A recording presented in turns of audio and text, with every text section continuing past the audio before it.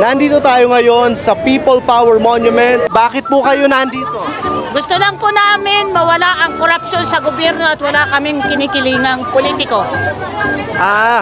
So sino po ang kinikilingan ninyo? Yung katotohanan. A few moments later. Lenny Robredo pa ako.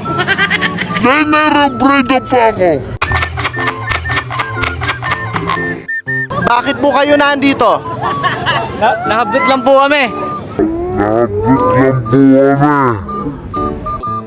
Napasama lang kami rito. So kanina pa ho kayo nandito?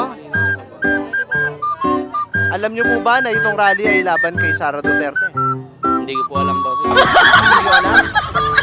Ay ba't po kayo nandito? Sila muna, boss. Nagutom pa eh. Nagutom pa. Bakit po kayo nandito ngayon? Sinama lang po kami. Ano namin, kagawad. Ng inyong kagawad. Alam niyo po ba na ito ay laban kay Sara Duterte? Hindi po. Pero laban ito kay Sara Duterte, so bakit ka nandito? Napasama lang sa tropa. Kayo po ba ay laban kay Sara Duterte?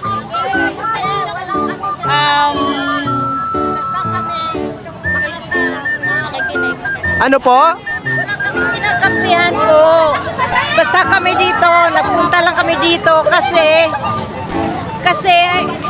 sa totoo lang hindi ko nga alam dahil ako nagtitinda ako sa pagita.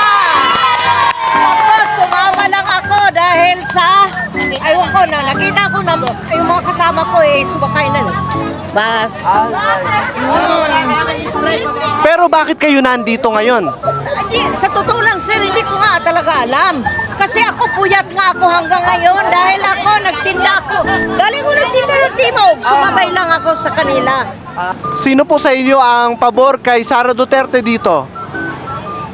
Kayo po, pabor kayo kay Sara Duterte?